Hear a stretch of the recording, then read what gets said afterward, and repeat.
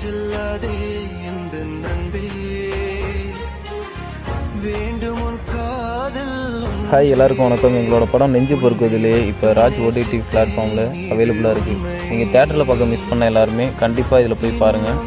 இந்த படம் ஒரு புது ஃபீல் கொடுக்கும். படம் முடிஞ்சு வெளில வரும்போது கண்டிப்பாக நீங்கள் போய் பாருங்கள், என்ஜாய் பண்ணுங்கள்.